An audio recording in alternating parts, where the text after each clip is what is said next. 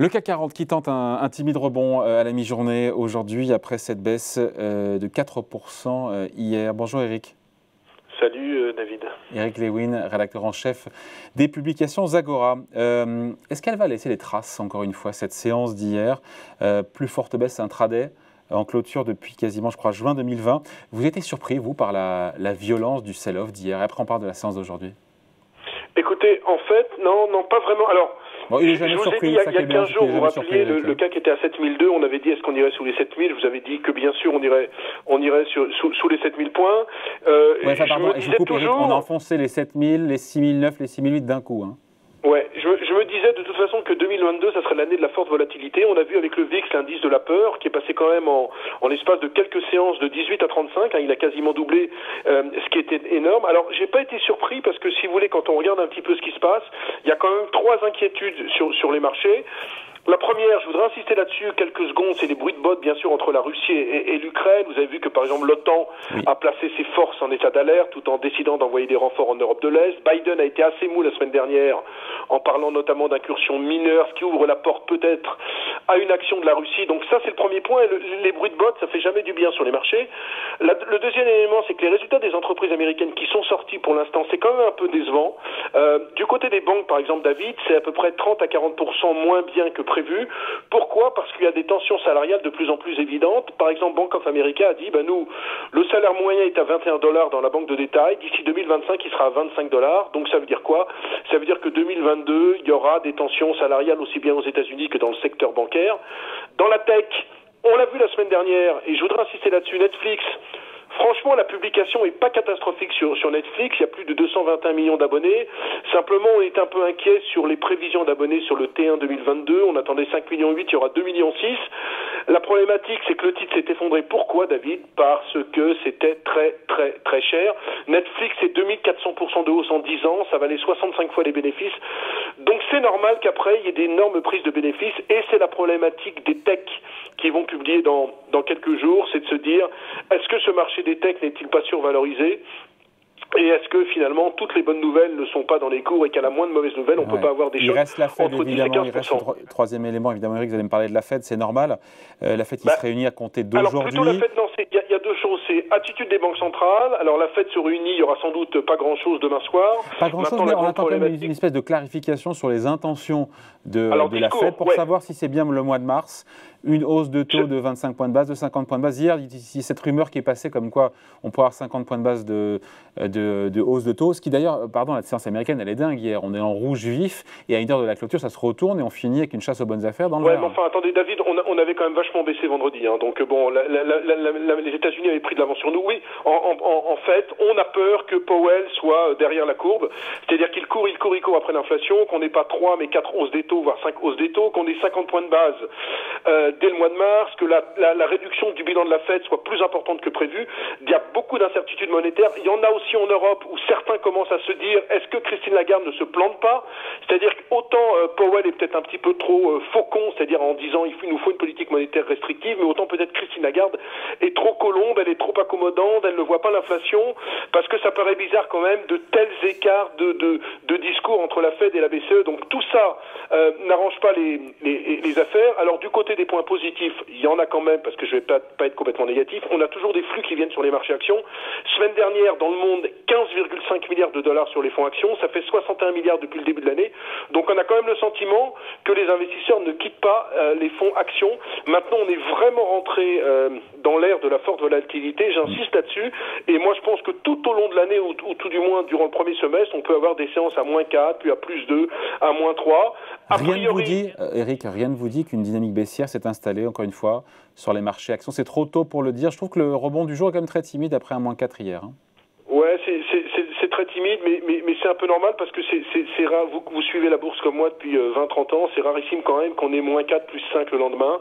Les hausses en général, elles mettent 2-3 jours à se faire.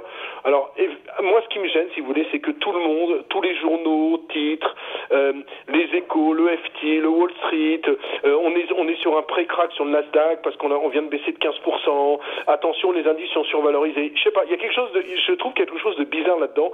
Je me demande si on va pas assister à un gigantesque contre-pied qui ferait que les marchés remontent. Je ne sais pas.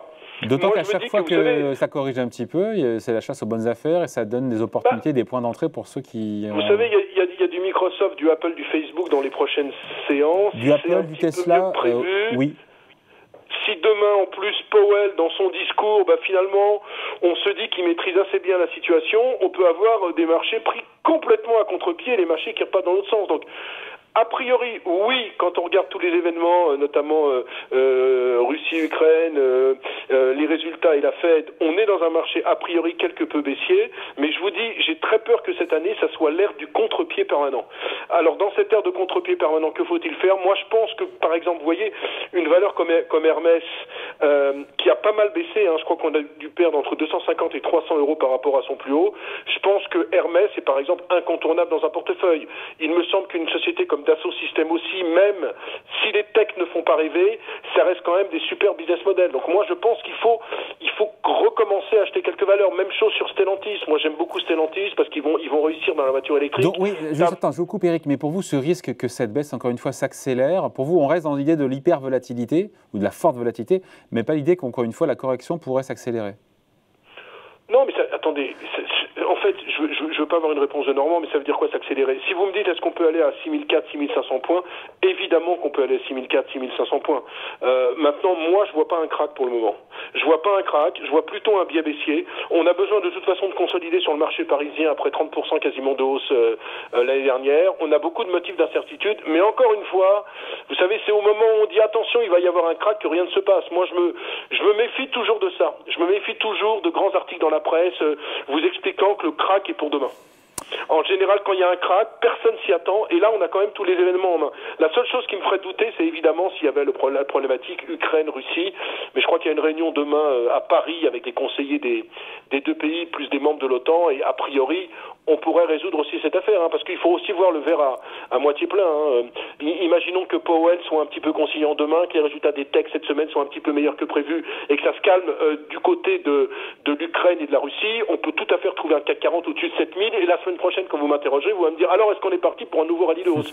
C'est pour ça que je vous dis volatilité, volatilité, volatilité. Je vais vous dire à la limite, si vous voulez faire des bonnes affaires, quand vous voyez la volatilité redescendre vers des niveaux entre 20 et 22, vous achetez des calls sur la volatilité, vous achetez des calls sur le VIX et vous attendez. En fait, chaque fois qu'on fait ça, c'est gagnant. Donc c'est sportif, ça. Acheter un call sur le VIX, pardon, pour ceux qui comprennent évidemment, c'est quand même assez sportif. Oui, c'est assez sportif, c'est un call sur la volatilité, mais je pense que la volatilité, si vous voulez, on a vu 18,35, maintenant 30, on peut tout à fait l'avoir à 40, 45 dans les prochains mois. Donc l'année va être au gré de la volatilité. Il y a quand même des belles valeurs à acheter. Je précise, puisqu'il faut citer quand même quelques noms, c'est l'exercice. Moi, des sociétés comme Hermès, comme Stellantis, je parle vraiment des big caps, Hermès, Stellantis, Dassault Systèmes, ST Microélectronique, doivent être mis en portefeuille, surtout si elles ont pas mal baissé, parce que contrairement à ce que je lis un peu partout, il peut y avoir une baisse du Nasdaq, mais franchement, les valeurs tech, David, sont complètement incontournables. Vous avez le cloud, vous avez le télétravail, vous avez les plateformes de e-commerce qui carburent. Franchement, c'est des données incontournables de l'économie mondiale. Donc, bien sûr, après les fortes envolées qu'on a vues, c'est tout à fait normal qu'on puisse assister à des prises de bénéfices. Mais encore une fois, dans le Nasdaq, moi, j'ai envie de segmenter, si vous voulez, tout ce qui est les GAFAM, les Google, Facebook, Microsoft, etc. Et puis, des valeurs qui ont vraiment subi de prises de bénéfices. Peloton dans les vélos connectés a perdu 70% par rapport à son plus haut. Zoom a perdu 60%. Alors là, comme c'est des valeurs technologiques purement Covid, je suis en train de me demander si là, faut pas vraiment rester à l'écart. Mais sinon, sur les autres mastodontes, qu'est-ce que vous voulez qui arrive à Amazon? Amazon est passé en l'espace d'un mois et demi de 3800 $ à 2800 $. Ça peut peut-être baisser encore 200 $ Amazon. Mais franchement, entre 2005 et 2008, si on a une perspective de long terme, il n'y a pas de grand risque d'acheter Amazon au cours actuel. Voilà, et je repense aussi donc à ST Micro. On aura le patron d'ST Micro pour les résultats qui sera avec nous en fin de semaine. Vous avez vu cette belle transition? Jean-Marc Chéry. Merci Eric. Eric Lewin, rédacteur en chef des publications Agora. Salut Eric, bye.